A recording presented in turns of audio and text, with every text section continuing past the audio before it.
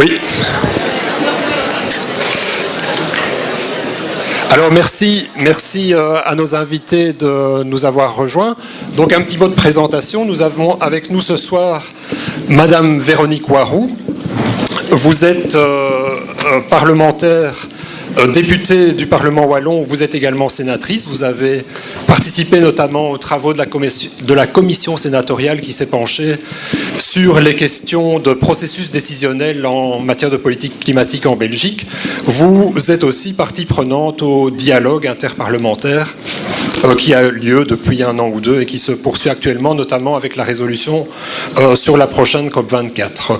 Monsieur Jean-Luc Cruc, vous êtes ministre au sein du gouvernement wallon, ministre du budget, des finances, de l'énergie, du climat et des aéroports. Donc un portefeuille évidemment tout à fait clé pour la question qui nous occupe ce soir. Nous avons également avec nous Madame Julie Vandenberg, qui est Climate and Energy Policy Officer au sein du WWF. Vous représentez également le WWF dans la Coalition Climat, qui est donc une plateforme d'organisations non gouvernementales actives sur le climat en Belgique. Et enfin, Madame Céline Tellier, vous êtes secrétaire générale adjointe d'Interenvironnement Wallonie, donc la Fédération wallonne des associations environnementales. Alors pour nous orienter dans le débat de ce soir, nous vous proposons quelques questions. C'est simplement un fil rouge qui n'est pas du tout limitatif, évidemment, dans vos réflexions. Mais nous proposons quelques questions que je vais très brièvement présenter. La première, en fait, est relative à la fameuse question de l'ambition. Aujourd'hui, on voit bien, les données scientifiques nous montrent à quel point il y a un décalage actuellement entre les engagements qui ont été pris par les pays dans l'accord de Paris et les objectifs climatiques à long terme. Donc, quelles leçons est-ce qu'on peut en tirer pour l'action climatique en Belgique ? La deuxième question, elle est sur le terrain de l'action. En Belgique, la transition bas carbone, où est-ce qu'elle commence ? Quels sont les secteurs, les actions clés à déclencher pour engager cette fameuse transition bas carbone ? La troisième question, c'est la question de l'urgence. Les scientifiques nous disaient déjà au moment du sommet de la Terre de Rio en 1992 que l'action était urgente pour prévenir les grandes crises environnementales. On est aujourd'hui 25 ans plus tard. On ne peut que faire le constat qu'un certain nombre d'actions ont tardé à être mises en place. Donc pourquoi ce retard ? Et on peut regarder vers le passé et tirer les leçons, mais surtout aujourd'hui, comment est-ce qu'on peut réunir les conditions pour ne pas répéter ce retard et enfin engager l'action. Et puis la dernière, elle est relative en fait à la question de la participation de tous les acteurs. Comment peut-on susciter l'adhésion de toutes les parties prenantes, le monde politique évidemment, mais aussi le public, le secteur privé, etc. Donc ce sont quelques questions guides pour nous orienter dans notre discussion. Mais ce que j'ai envie de vous demander en ouverture de ce débat, c'est simplement une réaction à chaud sur ces 3 interventions que vous avez entendues. Alors, par rapport évidemment à la fonction que vous occupez et que vous représentez ce soir, mais aussi tout simplement en tant que personne, en tant que citoyen, quel sentiment ces informations suscitent-elles chez vous ? Vous avez lu aussi certainement le résumé de ce rapport spécial du GIEC. Quelle est votre première impression ? Et je vais m'adresser à vous en premier lieu, Monsieur le Ministre. Quelle est la réaction que cela suscite chez vous ? Merci. D'abord, je voudrais remercier les orateurs et la réaction est à la fois rafraîchissante, refroidissante à certains moments, mais aussi passionnante. Parce qu'on est, comme je l'ai bien entendu ici, mais le rapport du GIEC est finalement la synthèse de ce qui a été dit, on est dans un moment charnière. Et comme tout moment charnière, on peut tomber d'un côté comme de l'autre. Moi, j'ai tendance à penser dans la vie qu'on va toujours espérer le mieux pour arriver à avoir un peu mieux. Et que ce n'est pas en se faisant le procureur du passé, parce que vous l'avez évoqué aussi, qu'on va forcer les choses. C'est donc une question de volonté, de mentalité, de changement de comportement. Mais c'est peut-être aussi une question personnelle, et puis d'additionner finalement ces efforts personnels. Et certes, on peut être alarmant. Il faut être alarmant, pas alarmiste. Parce que si on est alarmant, on a cette possibilité de réagir. Je vais vous donner 2-3 exemples qui me frappent ces derniers jours et qui prouvent que ça commence par ce que chacun peut donner dans sa vie quotidienne. Il n'y a pas de petits gestes. J'ai entendu que fermer la lumière, c'était bien, mais c'est pas assez. Commençons par là. On a voté au Parlement hier, et souvent au Parlement wallon, on vote des résolutions sur le climat à l'unanimité. Ça se sait pas. Il y a beaucoup moins de monde qui nous suit au Parlement wallon que vous ici, dans cette salle. C'est déjà en soi un signe. Il y a 10 ans, je ne suis pas certain qu'on réunissait une salle comme ça complète. Aujourd'hui, elle est trop petite, et vous l'avez précisé. Donc hier, on vote une résolution interparlementaire à l'unanimité. Ceux qui montent, et je ne vise aucun nom, moi je ne suis pas là pour faire de la politique politicaille, on peut en faire d'autres moments.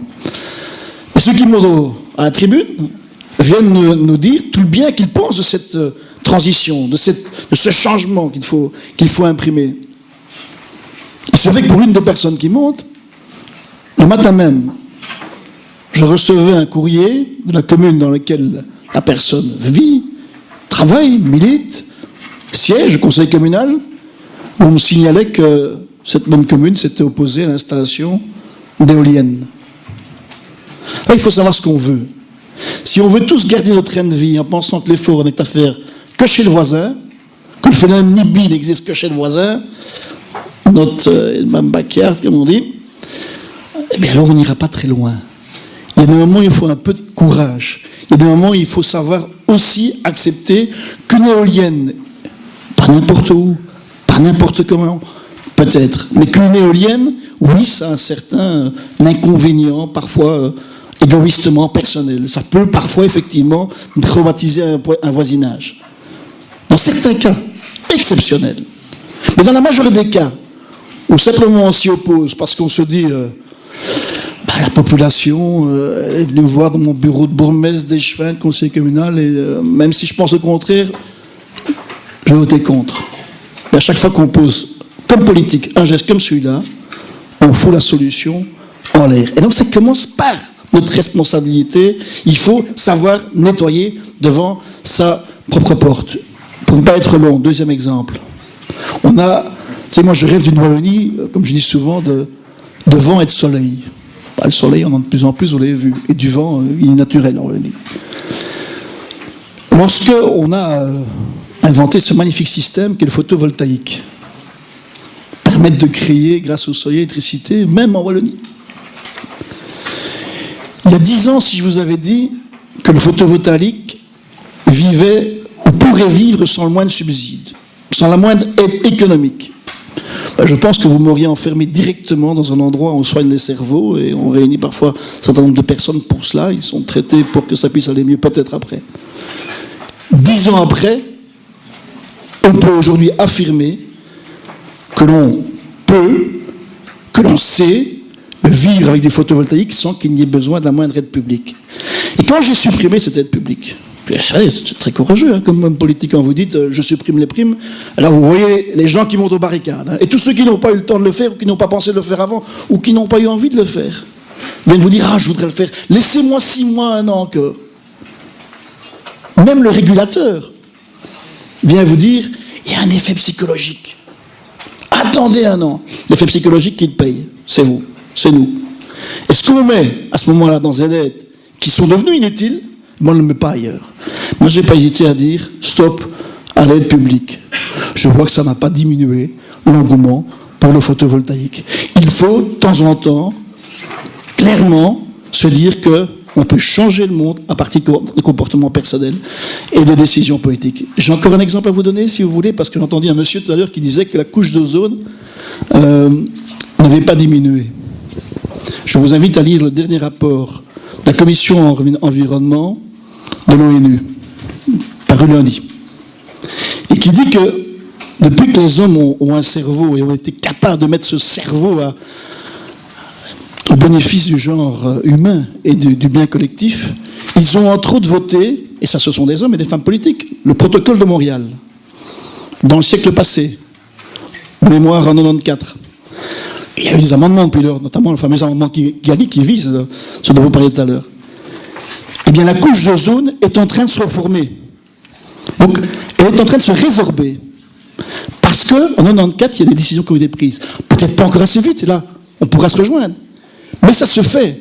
S'il n'y avait pas eu ces décisions, si les hommes et les femmes politiques n'avaient pas, et souvent poussés par la population, parce que ça sert à ça aussi, d'avoir autant de monde aussi, s'ils n'avaient pas pris leur courage à deux mains à voter en disant cela, aujourd'hui, sans doute, on dirait le trou a augmenté. C'est pas le cas. Donc il y a de l'espoir. Il y a de l'espoir, continuez à vous mobiliser et que chacun fasse ce qu'il a à faire avec le cœur plus gros qu'il ne peut l'avoir sur le plan physique, mais l'intelligence plus grande encore qu'il ne pense l'avoir parce que ça, il y a toujours des neurones à motiver.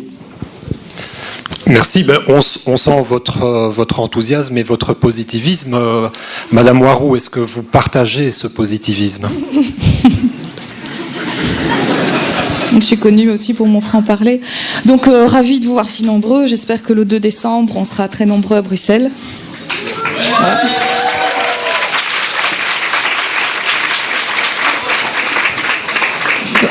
Voilà, donc moi je fais partie des catastrophistes collapsologues femmes, parce qu'apparemment on dit que c'est plutôt les hommes, mais volontaristes néanmoins. Je ne suis pas écolo, c'est pas la peine de donner plus de détails, mais je suis une sorte d'infiltrée dans les autres partis, si je puis dire. Je suis sauf au Sénat, mais je suis dans la majorité. Enfin, pas toujours. Parfois, je vote de travers.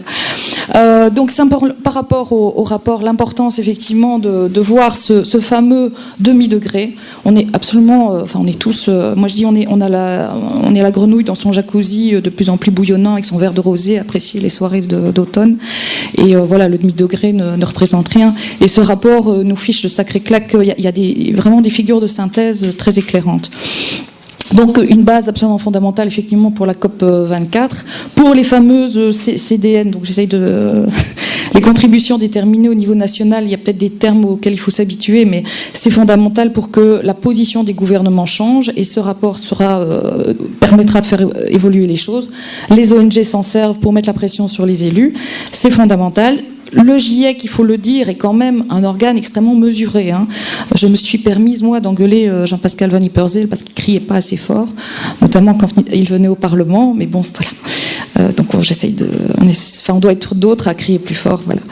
Et par rapport au rapport du GIEC, simplement, je voulais expliquer dans mes échanges avec des collègues, dans les réunions interparlementaires, comment, avant la parution même, il y avait déjà eu des analyses des ONG qui parlaient là de réduction de 55% d'émissions de gaz à effet de serre, et comment des collègues trouvaient que c'était tout à fait arbitraire, comment le chiffre n'était pas étayé, sorti de nulle part. Donc il y a encore du boulot à faire pour convaincre certains. Dans les choses qui ont été présentées, ce qui me semblait fondamental, c'était effectivement le bilan synergie compromis. Et là, je me posais beaucoup de questions. Et ça va être quelque chose d'assez difficile, effectivement. Les compromis, c'est ce que je vis tous les jours. Enfin, en tout cas, dans les explications, notamment du retrait de Nicolas Hulot, c'était les petits pas et les accommodements. C'est vraiment un problème fondamental. Alors moi, ce qui m'a vraiment interpellée, c'est l'implication dans le rapport des CDR, du captage ou absorption de CO2. Alors là, pour moi, on n'est nulle part, à part effectivement la reforestation. Donc ça, je ne sais pas du tout comment on va concrétiser la chose, et j'ai très très peur qu'on joue aux apprentis sorciers. Donc je ne sais pas si on pourra éclairer là-dessus. La notion d'actif dévalorisé qui apparaît dans le rapport. Tout ça pour dire que, monsieur le ministre des Aéroports, on continue à mettre de l'argent dans l'extension des aéroports. Il y a encore eu un vote cette semaine. Voilà, ça me pose réellement problème, ça me pose question par rapport effectivement à tout cela. Mais bon, ça rejoint aussi notre société nos habitudes de consommation, notamment en matière de tourisme. Le volet communicationnel peut-être du rapport qui est peut-être pas simple. Ce que je voyais tout à l'heure, hein, effectivement, 50% de chance pour rester 1,5 degré. Alors le budget carbone, 580 gigatonnes. 50% de chance. Comme on a déjà comparé, 50% de chance de monter dans un avion qui va se crasher. On n'a pas envie d'y aller. Et donc, ces notions, c'est vraiment on se prend des claques dans la figure derrière ce rapport. Donc, merci encore une fois de tout ce travail d'1 an et demi. Et la conclusion de monsieur Weissman, voilà, sera, de toute façon, je ne vais pas l'anticiper, mais cette notion de partir de la compétition pour arriver à de la coopération est l'idée vraiment essentielle. Ok, merci. Je vais me tourner tout de suite après vers nos invités du monde associatif, mais je voudrais encore vous poser une question à tous les deux, en fait, Monsieur Crick et Madame Warou.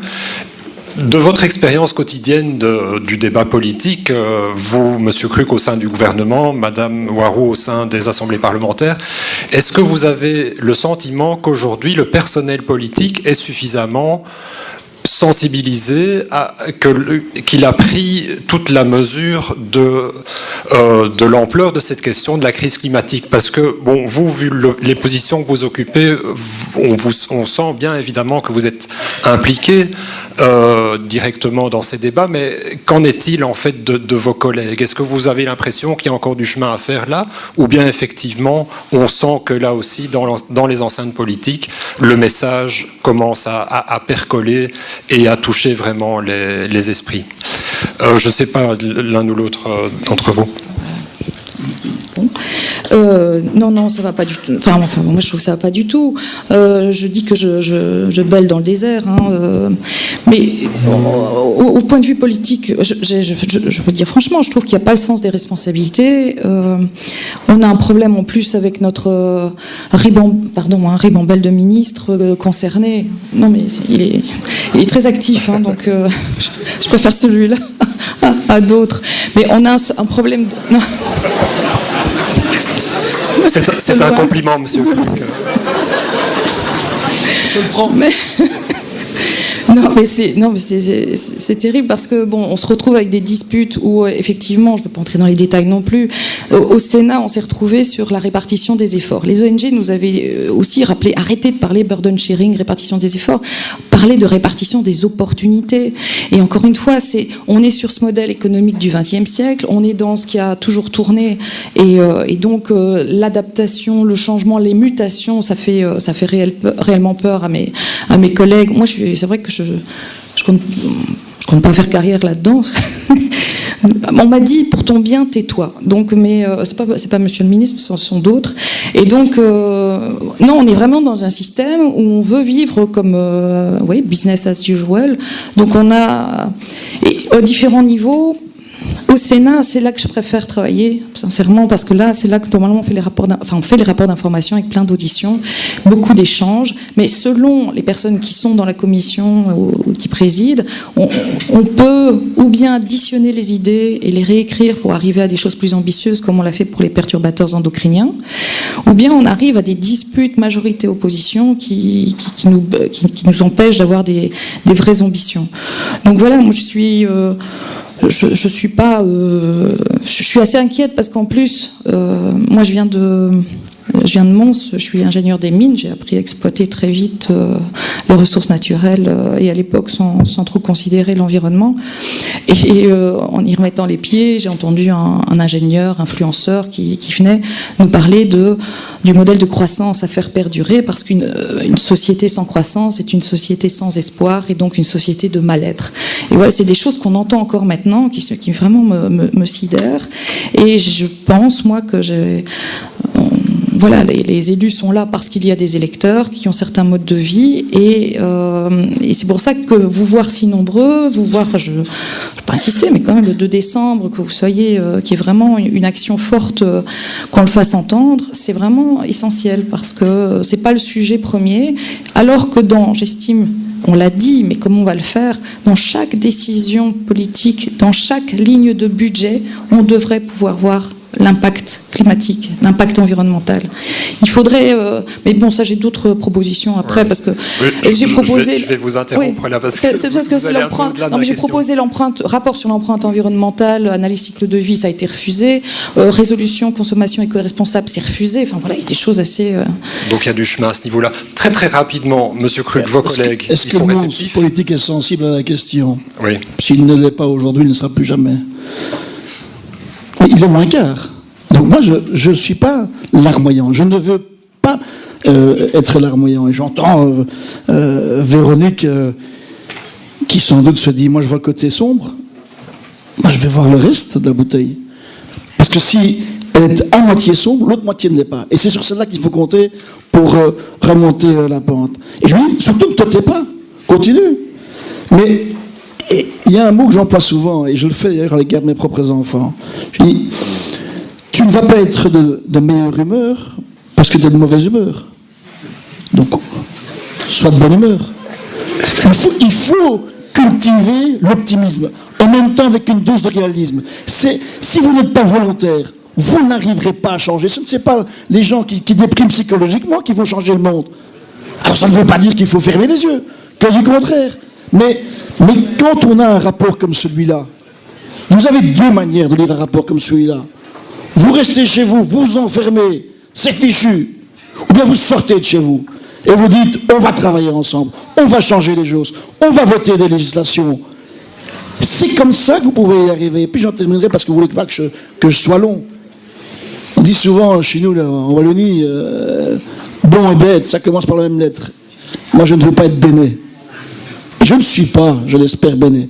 Mais simplement, là où chacun, on a nos responsabilités, le temps que vous passez ici, comme je fais partie de ceux qui pensent que je ne passe mon temps qu'ici et qu'après il n'y a plus rien, mais le temps que vous passez ici, il doit servir justement à réagir.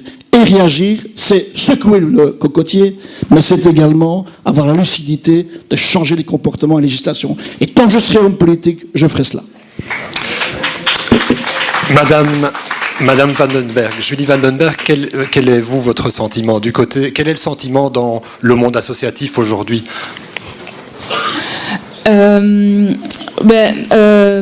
Vis-à-vis de la message de Monsieur le Ministre, on est aussi positif parce que le rapport dit que c'est toujours possible d'arrêter le réchauffement climatique.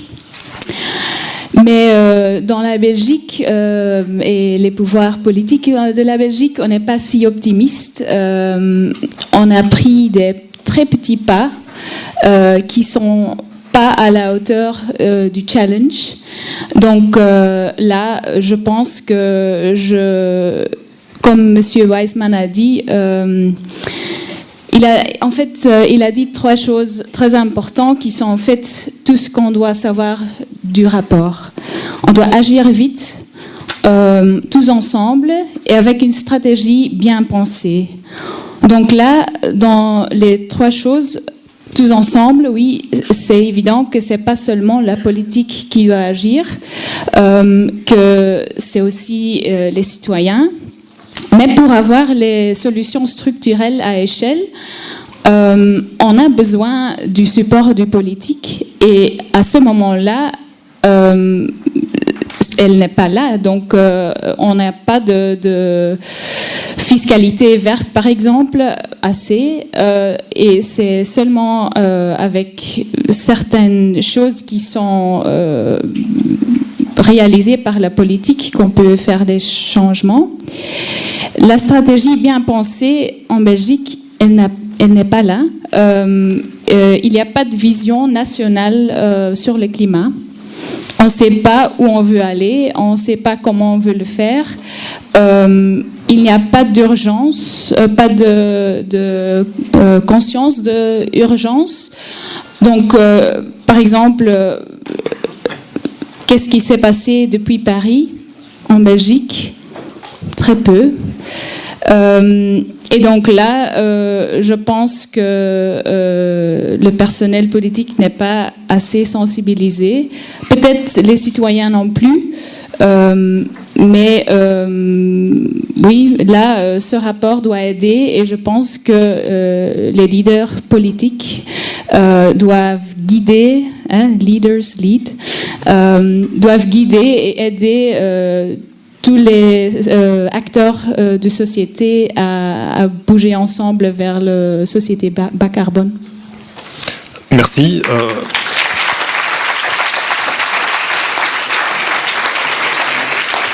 Céline Tellier, j'imagine que je vais entendre le même son de cloche de votre côté. Est-ce que vous avez d'autres choses à exprimer par rapport à vos affiliés, notamment, et quel est le sentiment de votre côté? Oui. D'abord, par rapport à votre première question, qui est comment est-ce qu'on a reçu le rapport du GIEC, moi j'avais envie de retenir trois éléments chiffrés qui m'ont fortement marqué. Le premier, c'est que nous sommes déjà à 1 degré. Donc quand on dit réchauffement climatique, c'est pas dans 100 ans, hein, c'est maintenant, on y est.